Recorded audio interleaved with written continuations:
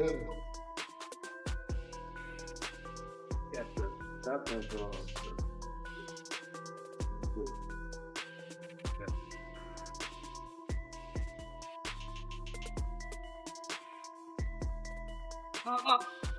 but go ahead.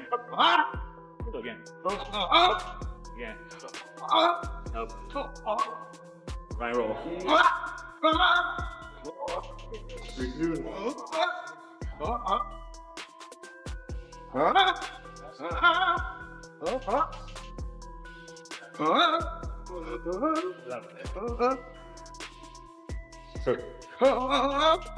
Up the roll.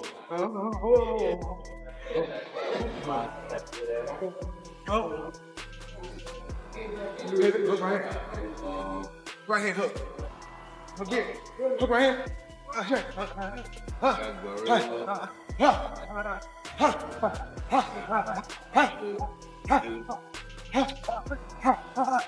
At 49 years old, Floyd Mayweather is seen in newly released training clips, showcasing remarkable quickness and sharp, calculated bursts of power during demanding workouts inside the gym.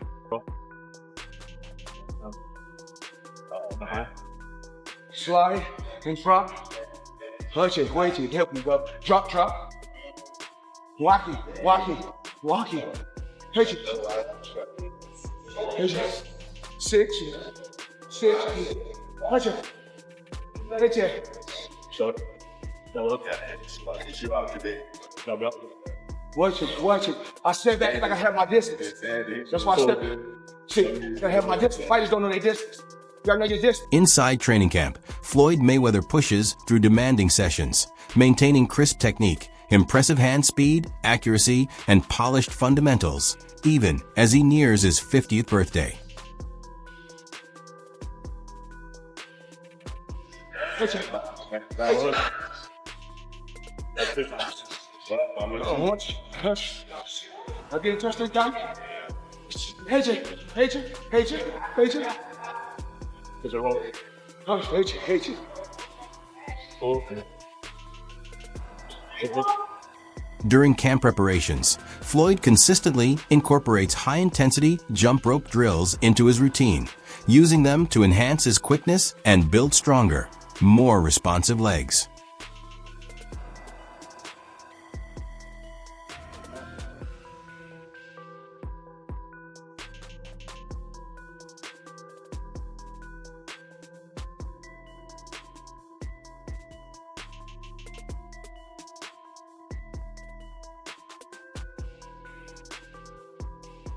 According to Johnny Nelson, Floyd continues to display superior speed, greater punching force, and cleaner precision than Mike, even appearing more youthful as he works the heavy bag in the ring.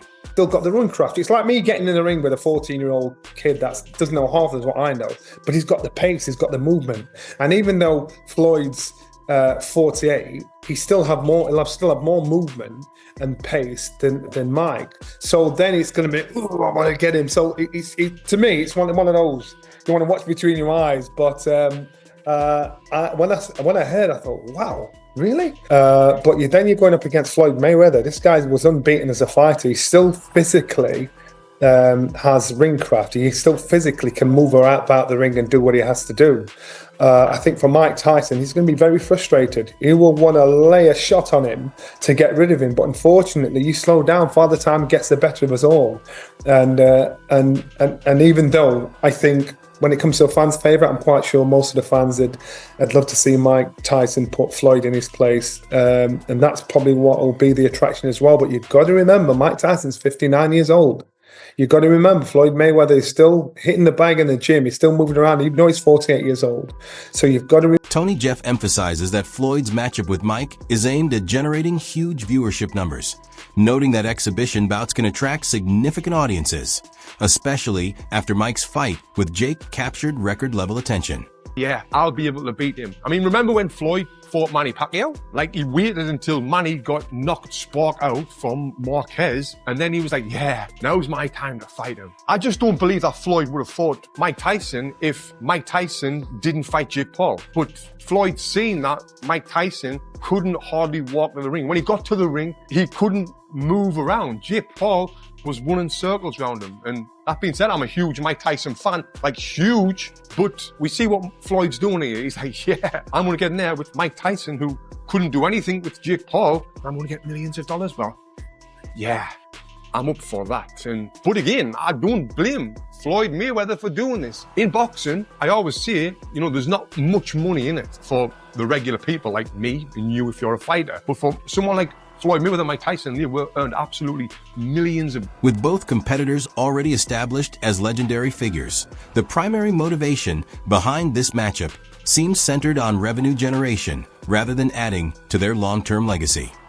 Mayweather Mike Tyson exhibition, and then it's going to happen April 25th in Congo. That's the plan right now. In the Congo? Wait, is Don King part of this? It's in the Congo? Let's bring him back, right? Hey, let my people go, baby. Let's... Are the only two living icons, boxing guy. Mike Tyson is an icon. All right, Floyd Mayweather, that's debatable. But Floyd Mayweather, Manny Pacquiao, that's debate. I mean, by now they're probably icons. Mike Tyson, icon versus icon, in an exhibition effort. You might as well. I want to say this though. If you guys thought Mike Tyson was pulling punches against Jake Paul and that wasn't real, well, he ain't gonna pull no punches against Floyd. Like, that dude has shown that he hated. Remember his fake punch at Floyd? Legend joining us tonight. Floyd ain't moved. Wade Plemons states that seeing a figure as accomplished as Floyd step back into competition at this stage of his life comes across as disheartening, as it gives the impression that financial incentives are the main driving force. People that always thought that Floyd Mayweather had financial troubles because of the money he owed to the IRS, because of the terrible, terrible business and real estate investments that he's made, and apparently some of these have gone under, and he is owed back rent, or he is owing back rent, and he is delinquent on a lot of payments for a lot of different things right now. These things seem to have added up for Floyd, and now it's pretty apparent that not only is he doing these, bank robbery style exhibitions, but it looks like he absolutely needs to do it, which is very, very sad. Listen, I'm not the biggest fan of Floyd Mayweather as an individual outside of the ring, but I never want to see athletes have their money mismanaged or mismanage their own money so badly that they go broke in retirement, and it looks like that's kind of what's happening. And here's a snippet from Business Insider because it made me want to pay for the entire article. Tony Jeff shared his perspective on what's motivating Floyd Mayweather, suggesting that the comeback may be fueled more by personal pride than by competitive ambition. He referenced the recent Mike Tyson versus Jake Paul bout, which drew massive viewership and became one of the most watched boxing events in recent memory. Jeff explained that Floyd, widely recognized for his confidence and loved the spotlight, may find it difficult to see another event dominate headlines and attention. In his view, that situation could be driving Floyd to step back into the ring with the goal of reclaiming public focus and surpassing those audience numbers, reinforcing his standing as a major force in the sport. He added that Floyd has long embraced being at the center of attention and establishing new standards, and even a short absence from that spotlight can challenge his sense of prominence. According to Jeff, this motivation appears less about adding to his legacy and more about demonstrating continued relevance and drawing power within boxing. With that mindset, Floyd's return may be intended to deliver both a major spectacle and a record-setting performance in terms of viewership. Me and you if you're a fighter. So we've got to make as much money as we can while we can, and then get out of the sport. But with these two, they're multi-millionaires. And I want to get into the tail of the tape and talk about exactly the records and all of that stuff with it. But first, I just want to say, I believe that these are doing this for different things. Mike Tyson is doing it purely for the money. Purely for the money. Floyd is doing it for the money as well. But also, I believe Floyd's doing it for that limelight. You've seen the numbers that Mike Tyson, Jake Paul got, and I think this is the most viewed fight of all time, Mike Tyson, Jake Paul. I might be wrong in saying that, but I'm sure it was. It was hosted on Netflix. And Floyd's been one in the past with his ego that he wants to just, be in that limelight all the time. And when you're not in the limelight all the time, you want to have that limelight. Floyd's got all of the money in the world. Ariel Helwani recently weighed in on several possible boxing matchups, pointing out that many of the headlines circulating right now come with a great deal of uncertainty. He explained that although figures such as Carl Froch may interpret certain announcements as official backing, the situation behind the scenes is often far more complex. Helwani made it clear that his role is strictly as a media professional, not as someone arranging or funding these events. He noted that essential elements, including confirmed dates, locations, and rule structures, have yet to be finalized. Addressing the renewed attention around Mike Tyson, Helwani observed that following Tyson's exhibition bout with Jake Paul, enthusiasm for another similar event may not be as strong. He suggested that if a major matchup had been scheduled shortly after Tyson's contest with Roy Jones Jr., it might have generated enormous interest. However, coming after the Jake Paul fight, the overall momentum appears reduced. He also mentioned that Tyson is approaching 60 years of age, while Mayweather has spent some time away from major headlines, which makes the level of public demand difficult to predict. Additionally, Helwani discussed how releasing limited or unclear information can sometimes serve as a promotional tactic, either to measure audience response or to draw potential financial backers. Overall, his comments offered a look into the promotional and business side of boxing, while assessing the situation surrounding a possible Tyson-Mayweather event and the expectations tied to it. People like the likes of Carl Froch viewed that as an endorsement. Like, look, man, I'm just working. It's a big opportunity to be on Netflix. I didn't put the fight together. I'm not paying these guys. So, let's chill out. But all right, I'm not going to poo-poo this. I just don't know what CSI is. And the way it was presented made me think that there was like a secondary press release to come, that they'll be involved in like some sort of like virtual boxing thing. Like, it just didn't seem real. You know why it didn't seem real? I'll tell you why. There's no date attached to it. There's no venue attached to it. Forget rules, exhibition, not exhibition, weight. I mean, here's a guy who fought a heavyweight fighting forget all that. These things can get figured out, the fine details. The fact that it was announced, why announce something with no date or location attached to it? Trying to get some investors or something like that. But maybe also testing the waters. If the response was overwhelmingly positive, maybe you go, okay, we move forward. If the response is muted or negative, maybe you go, okay, we're not going to actually do this. You lob it out there as a way to poll the public, and then make an adjustment. So you don't think it happens? I do not think it happens. I just don't think there will be enough interest. I know they have huge name value. There's zero, after the last performance by Mike Tyson against Jake Paul, I don't think there's going to be interest in seeing Mike Tyson do that again.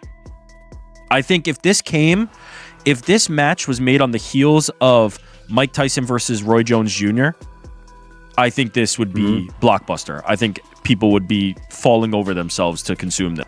Wade Plemons, who serves as Mayweather's attorney, firmly rejects reports suggesting financial trouble, brushing aside headlines that claim Floyd owes $54 million. At the same time, he openly admits that the primary incentive behind the proposed bout is financial, describing it as a straightforward opportunity to generate revenue. Plemons also shared his honest assessment of the matchup itself, predicting that it may not satisfy dedicated boxing enthusiasts. In his view, aside from the moment Mike Tyson makes his ring walk, the contest may offer limited appeal from a competitive standpoint. He revisited the past tension between Tyson and Mayweather, recalling a time when Tyson publicly criticized Floyd, referring to him as a small little angry man. Plemons noted that personal disagreements and Tyson's strong admiration for Muhammad Ali contributed to the friction between them. He further explained that during their athletic primes, a legitimate clash would not have been realistic due to the significant difference in weight divisions. Now, with both icons participating in an exhibition setting, the focus appears to be centered on entertainment value, individual pride, and financial return rather than traditional competition, highlighting the unique circumstances surrounding two legendary names at this stage of their journeys. Insider is reporting that Floyd Mayweather could be facing money trouble, citing an estimated $54 million in debt, property foreclosures, multiple lawsuits piling up. Mayweather's attorney strongly denies he's any kind of financial distress, but the headlines aren't slowing it down. $54 million alleged dollars in debt. So it makes sense why they would want to do this, and it's strictly for money. Let's be honest. This is a clear money grab, but this is going to be a terrible fight. This is not going to be a fight that anyone outside of watching Mike Tyson walk to the ring and the idea that maybe he'll knock out the little guy in Floyd that Tyson for a long time didn't like. For a long time called Floyd a small little angry man or a small little scared man because he couldn't walk his kids to school by himself, mainly because Floyd had, he kind of disrespected Muhammad Ali, who was Mike Tyson's favorite fighter and one that he would never put himself above. But Mike's 60 years old. And if there was a time for Mike to get him and knock him out or whatever, it never would have happened because they were in completely different weight classes and XYZ. If you wanted to settle it outside of boxing, that's one thing, but now they're stepping into this Roy Jones Jr. recently spoke about Floyd Mayweather's future plans, noting that following his exhibition bout with Mike, Floyd appears ready to return fully to professional boxing. He highlighted that the prospect of a rematch with Manny Pacquiao is gaining traction, as fans and analysts alike continue to push for it. Jones explained that lingering debate and criticism from their first fight has left many believing a proper rematch is overdue. He suggested that Floyd is motivated to reestablish his standing in the pro ring, driven by both public interest and a sense of unfinished business with Manny. According to Jones, with Floyd actively training and fan enthusiasm remaining strong, a rematch could feasibly happen within the year. The boxing community is watching closely, recognizing that another showdown between these two legends would be a historic moment and an opportunity to finally settle lingering questions once and for all. Pacquiao loved me as a ref too. They both did. But you've done a lot of Floyd fights. And I've done a lot of Manny Pacquiao fights. Matter of fact, at one point in time, I had done more Pacquiao fights than I had done Floyd fights. Really? Yes. Wow. I mean, they were close neck to neck, but... Do you know how many? How many Floyd fights have you done? Well, I did, because I did a lot of his exhibition fights after he retired. And believe it or not, I could negotiate how much I make on those exhibition fights, whereas on the professional fights, the commission made that decision. So there's no favoritism, Floyd, you just...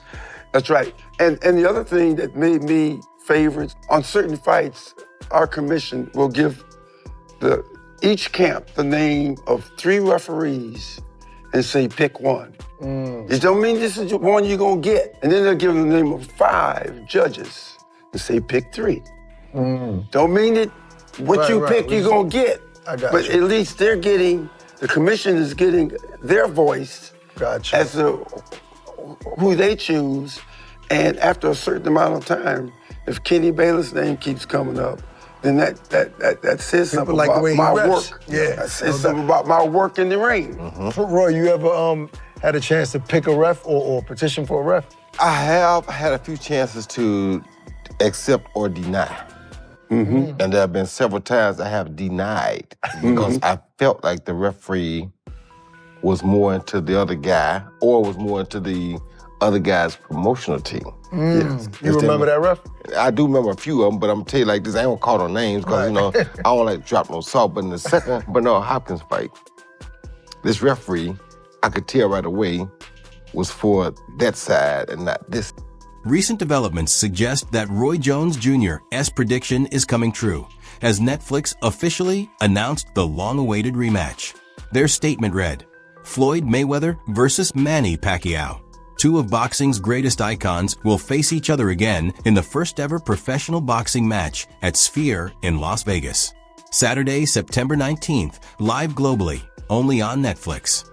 Fans around the world reacted with enthusiasm, recognizing this as a rare chance to witness 2 legendary fighters collide once more, promising an unforgettable night in boxing history. Johnny Nelson recently offered insight into why fighters like Mike Tyson and Floyd Mayweather choose to return to the ring despite being past their prime. He noted that while some fans may worry about former champions risking their legacy, these athletes also have practical responsibilities, including family and financial obligations. Nelson pointed out that at 59, Tyson has a rare opportunity for a substantial payday, and Mayweather can do the same at this stage in his career. He explained that considerations of legacy or public criticism often take a back seat when significant financial opportunities arise. Pride also plays a part, as facing a rival and commanding large sums of money can sometimes outweigh common sense. Ultimately, Nelson frames these comebacks as a combination of monetary incentive, personal pride, and the desire to maintain relevance in the sport, reflecting the real-world priorities of boxing legends. Completely. But you've got to remember, these guys are individuals, their fathers, their brothers, or whatever, and they still want to earn a massive chunk of money. Where's Mike Tyson? Whatever they're getting paid. Where's Mike Tyson at 59 going to earn this kind of money? Where's Floyd Mayweather at this time of life going to make this kind of money? It doesn't matter what we say about legacy. These guys are still going to live. These guys are still thinking, you know what, I'll take the heat, I'll take the criticism, but you know what, my bank account's all right, my family's all right. And I know it's crude, and I know it takes the shine off it, but that's real talk. So these guys are now in a position where where people want to pay them a lot of money to fight each other. It's against somebody they don't like. So again, ego's going to get the better of common sense with Mike, as far as I'm concerned. Ariel Helwani recently shared a strong opinion on the upcoming fight, calling it unnecessary and admitting he would prefer not to watch. He raised serious concerns about the potential dangers, pointing out that both competitors are beyond their prime. Helwani explained that entering the ring at this stage carries inherent physical risks, and although fan curiosity is high, the matchup could be hazardous. He emphasized that the event seems to focus more on entertainment value than fighter safety, highlighting a broader debate in boxing over whether nostalgia-driven bouts should proceed when participants' health might be compromised. Today's economic times, there's economic challenges. These corporations and companies, they're looking to make profit. And if they put out a pay-per-view, and a lot of people, another thing is the fighters. I'm blaming the fighters too, because there's a lot of guys, they're not bigger than the fighters of yesteryear. That's why you can have a Floyd Mayweather and Mike Tyson, whose brands are so big. This is going to be a big fight. It's going to be just because it's a freak show, circus fight, whatever you want to say. Some people are going to be mad at it. I don't want to see it, blah, blah, blah. But the curiosity is always going to get the best of the masses, especially if they put this on Netflix or Amazon or whoever, right?